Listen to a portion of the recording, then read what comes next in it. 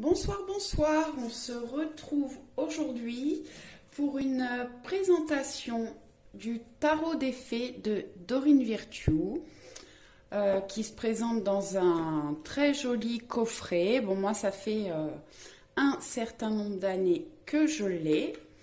Voilà, donc l'intérieur de la boîte. C'est une boîte en carton rigide. Vous avez le petit carnet explicatif et les 78 lames de tarot, donc qui se compose de 22 arcanes majeurs comme un tarot traditionnel et le reste qui sont représentés par des saisons. Donc le printemps, c'est pour ceux qui connaissent les tarots traditionnels. Le printemps, c'est les bâtons. L'été, c'est les coupes. L'hiver, ce sont les épées.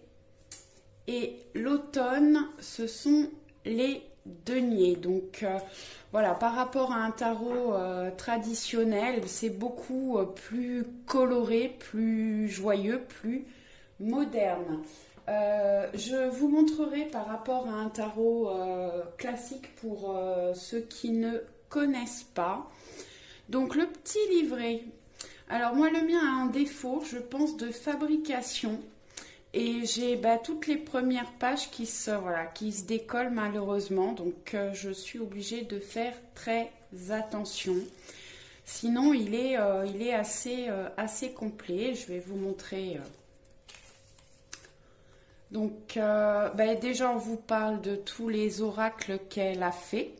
Donc, moi, il a un certain nombre d'années, donc peut-être qu'il y en a d'autres qui sont sortis entre-temps parce que Dorine Virtue, quand même, a fait énormément d'oracles. Il me semble qu'il y a plusieurs tarots aussi, mais en tout cas, plusieurs oracles. Donc vous avez le sommaire, donc après vous avez les arcanes majeurs avec les pages qui correspondent. Ensuite les arcanes mineurs, donc la suite du printemps, de l'été, etc. Comment utiliser le tarot des fées. À propos de ce tarot, donc vous avez une petite explication. Une assez longue explication d'ailleurs. Comment utiliser ce tarot? Donc étape 1, nettoyer vos cartes.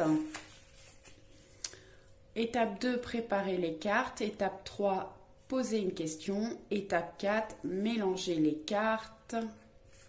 Étape 5, choisissez une carte. Étape 6, lisez le guide pratique. Ensuite, vous avez deux tirages, il me semble, le tirage en 3 cartes et le tirage en croix celtique qui commence à être là assez compliqué quand on commence avec le tarot. Donc elle vous explique chaque carte à quoi ça correspond. Et après, vous avez la signification générale des cartes. Donc, les arcanes majeurs, donc il y en a 22. Et les arcanes majeurs décrivent les événements majeurs et moments décisifs de vos vies. Peuvent également représenter les différentes phases de la vie, de l'enfance jusqu'à la vieillesse. Chaque carte est numérotée selon la tradition du tarot divinatoire. Donc vous avez la rêveuse, qui correspond au mât dans le tarot de Marseille. Voilà. Ensuite, vous avez le magicien. Donc, vous avez un petit texte à chaque fois et un message supplémentaire offert par la carte. Donc, je vous les passe. Ensuite, vous avez les arcanes mineurs. Donc les arcanes mineurs, elles ne sont pas numérotées comme dans un tarot traditionnel. Et dans un tarot traditionnel, En fait, vous avez le cavalier et le valet qui sont remplacés là par, je vous montrerai, par la princesse et le prince. Voilà. Donc après, on vous explique donc les arcanes mineures, la suite du printemps, ce que c'est, et chacune des cartes du printemps. Voilà, ensuite vous avez la suite de l'été, donc on vous explique à quoi ça correspond. Voilà. L'été, voilà, vous avez toutes les saisons comme ça. Je vous le passe un peu l'automne, un petit peu rapidement pour passer plus de temps sur les cartes. Voilà. Et ensuite, vous avez à propos de l'artiste, à propos des auteurs. Et voilà, le petit livret. Donc, on va commencer avec les arcanes majeurs. Je vais vous montrer un petit peu avec le tarot traditionnel. Comme ça, vous allez voir la différence. Voilà, je me suis amusée à les ranger bien dans l'ordre. Donc, vous avez la rêveuse qui correspond dans le tarot classique au mât. Vous voyez, c'est on voit qu'il a, son petit baluchon, le chien qui lui saute dessus. Elle a son petit baluchon et son petit chien à côté.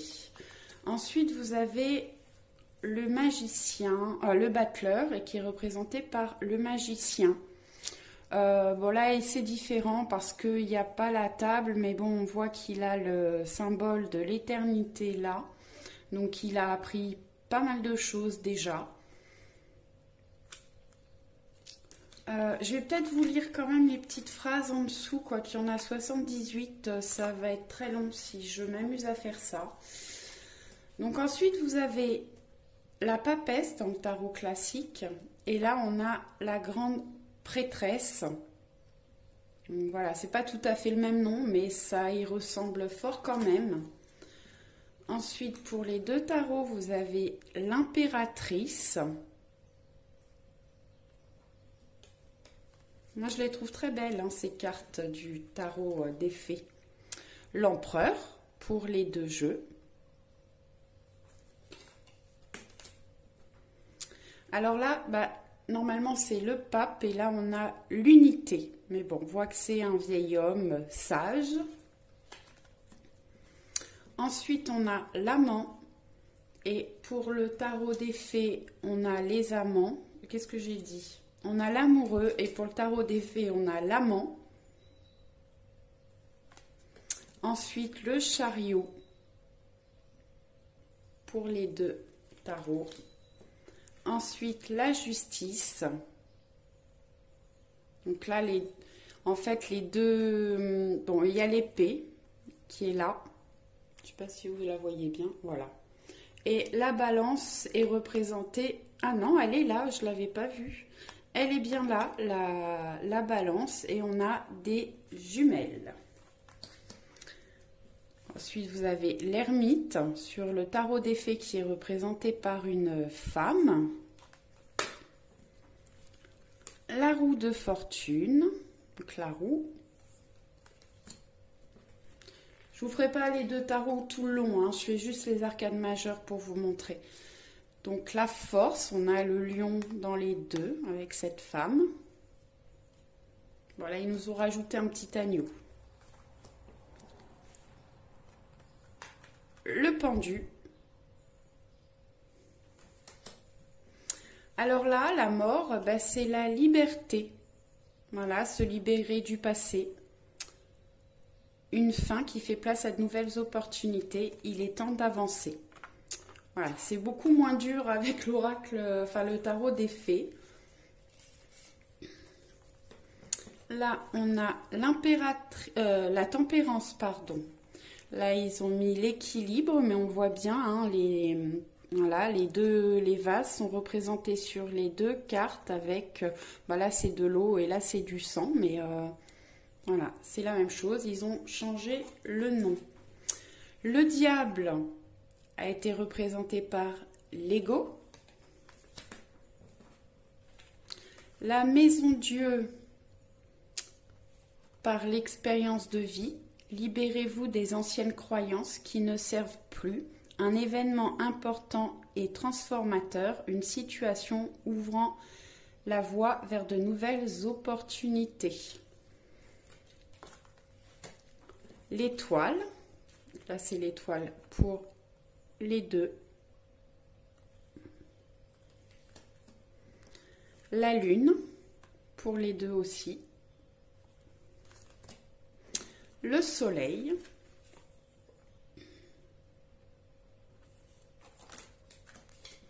Là, on a le jugement et le renouveau. Et la dernière, on a le monde des deux côtés. Voilà pour les arcanes majeures. Alors, je vais vous montrer très rapidement en fait les différents... Je vais vous montrer d'abord le tarot de Marseille pour vous montrer un peu. Donc, voilà, les bâtons. Donc, le roi, la reine, le cavalier, le valet. Et après, vous avez... Donc, les bâtons sont droits. Voilà. Donc, les bâtons, dans le tarot des fées, c'est le printemps. Ensuite, vous avez les coupes. Voilà. Dans le tarot des fées, c'est l'été. Après, vous avez les épées. Donc, les épées ne sont pas droites. Voilà. Différentes cartes des épées. Et les deniers dans le tarot des fées et l'automne. Voilà. Allez, on va aller regarder le tarot des fées. Donc l'as de printemps, il est temps d'agir. 2 de printemps, un avenir brillant vient couronner vos efforts et votre créativité. Je vous lis pas toute la phrase, hein. Je vous en lis une petite partie. Le 3 de printemps, visez le long terme lorsque vous planifiez vos prochaines étapes. Le 4 de printemps, soyez reconnaissant, vous avez tant à célébrer. Profond sentiment de paix et de bonheur. 5 de printemps, but opposé, résultat d'opinions divergents. Sentiment de contradiction envers vous-même ou envers les autres. Le 6 de printemps, d'excellentes nouvelles arrivent. Les choix judicieux portent leurs fruits, succès et reconnaissance publique.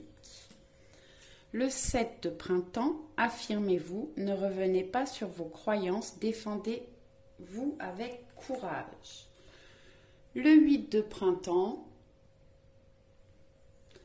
stress provoqué par de nombreux événements simultanés. Le 9 de printemps, protégez les fruits de votre labeur, préparez-vous pour de possibles changements à venir. Le 10 de printemps,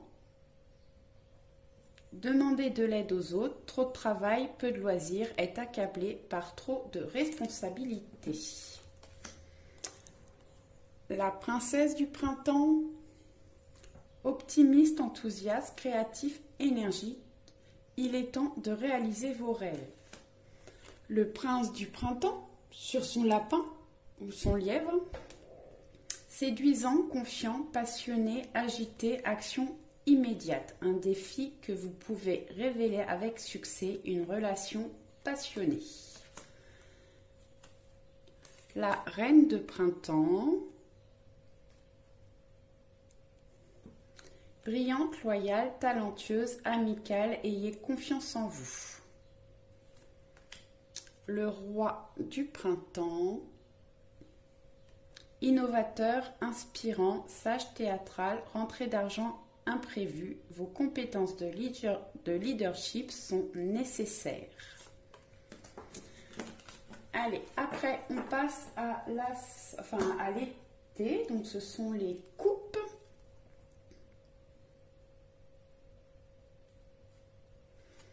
Alors, l'as de l'été. Moi, je les trouve vraiment très belles, ces cartes. Ouvrez votre cœur à l'amour, début d'une nouvelle relation intime ou renaissance d'une relation préexistante. Éveil de capacité psychique ou épiphanie spirituelle. 2 de l'été. Tomber amoureux ou s'engager sérieusement avec quelqu'un, pardon et résolution d'un problème. N'abandonnez pas, votre relation peut être guérie. 3 de l'été. De bonnes nouvelles sont à célébrer, telles que des mariages, diplômes ou naissances, amis chers à votre cœur. 4 de l'été. Être distrait et manquer une opportunité magique, prendre quelque chose ou quelqu'un pour acquis, mécontentement, vie insatisfaisante. Le 5 de l'été. Ayez confiance, il y a une raison à tout. Éloignez-vous des émotions négatives de votre entourage. Regardez ce qui vous inquiète et vous effraie. Le 6 de l'été.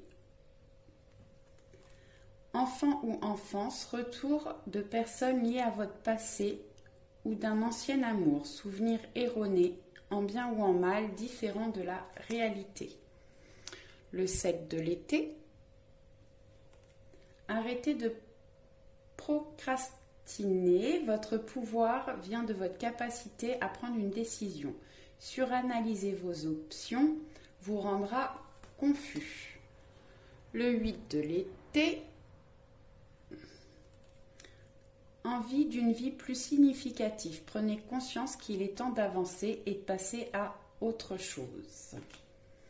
Le 9 de l'été.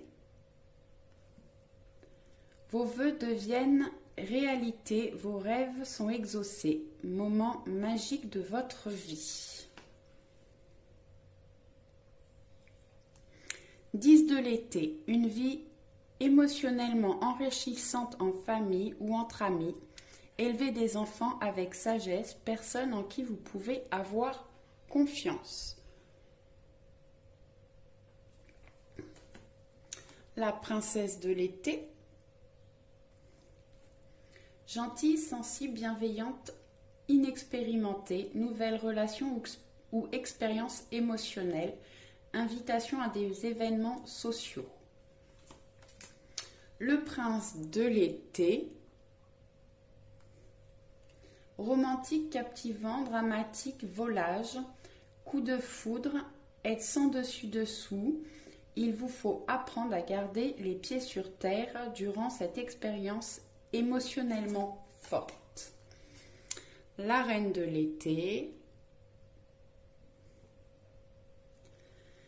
Affectueuse, réconfortante, émotive, intuitive, écoutez votre cœur, faites confiance à votre intuition, prendre soin des autres, trop peut-être. Le roi de l'été.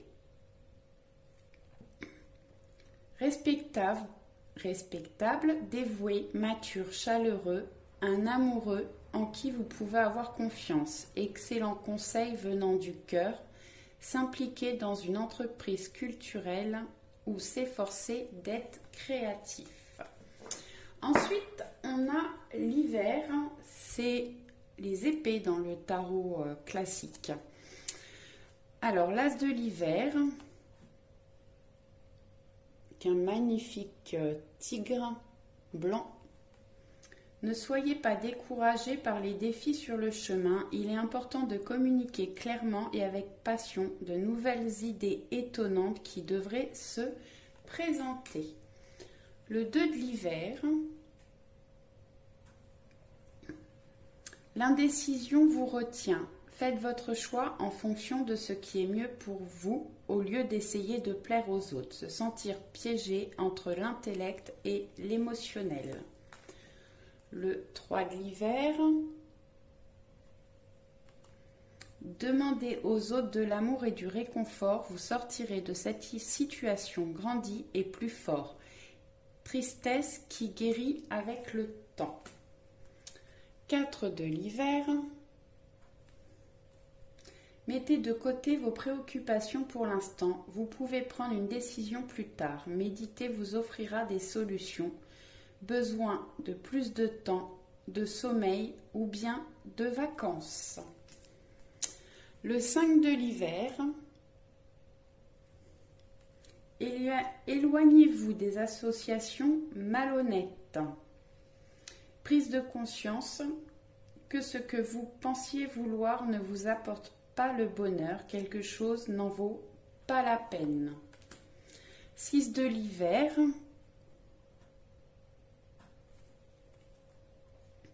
Des changements positifs arrivent, un soulagement bienvenu en ces temps troubles, voyager ou déménager. Le 7 de l'hiver. Vous pouvez faire un meilleur choix, incapacité à voir les choses avec clarté, fuir la vérité. 8 de l'hiver.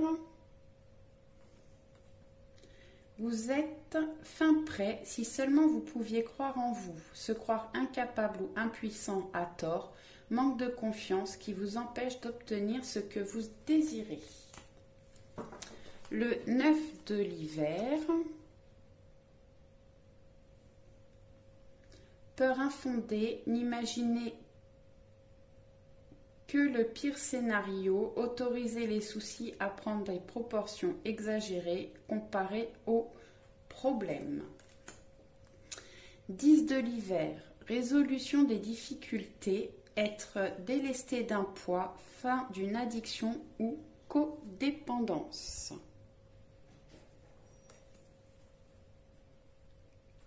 Allez, je reviens, j'ai mis sur pause quelques minutes.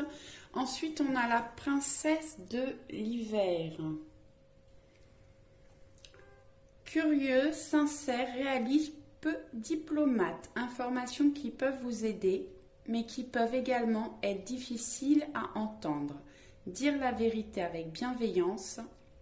Un enfant ou adulte indigo. Le prince de l'hiver, intellectuel, déterminé, concentré, impulsif, cherchez une solution intellectuelle à votre problème. Besoin d'agir rapidement et avec détermination, changement soudain ou inattendu. La reine de l'hiver.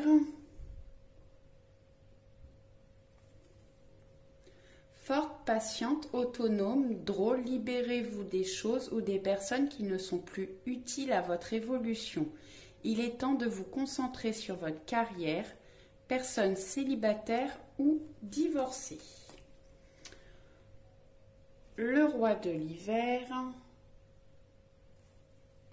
Savant, expérimenté, impartial, impassible. Prenez conseil auprès d'un professionnel, quelqu'un d'objectif. Discours public, une relation impassible. Ensuite, on arrive à l'automne, qui est les deniers dans un tarot classique. Classe de l'automne. Une rentrée d'argent, un conseil ou l'aide venant des autres, un projet empli de succès, un heureux changement dans votre carrière. De l'automne,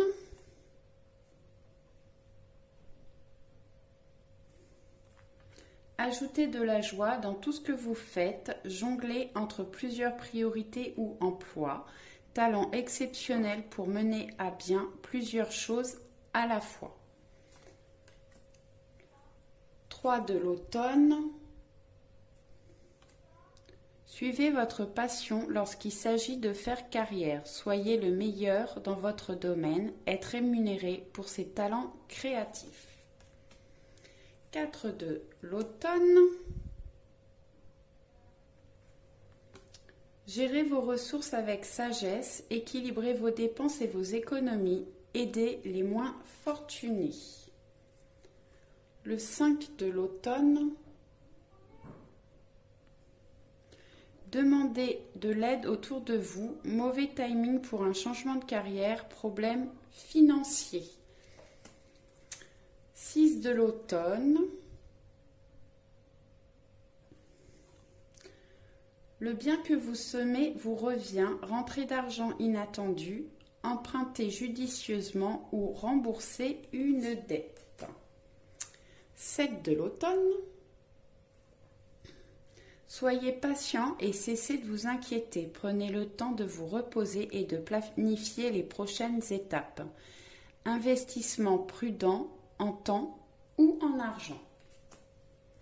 Le 8 de l'automne. Approfondissez vos recherches avant de passer à l'action.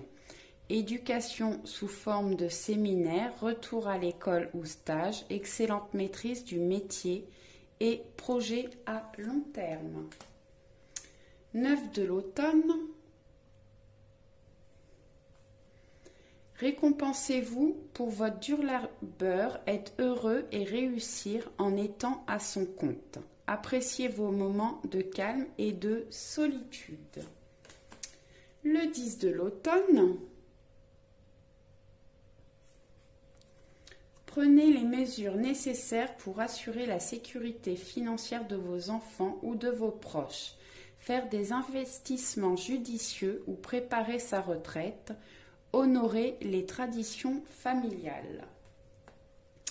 La princesse de l'automne. Studieuse, responsable, enjouée, espiègle. Bonne nouvelle concernant votre carrière.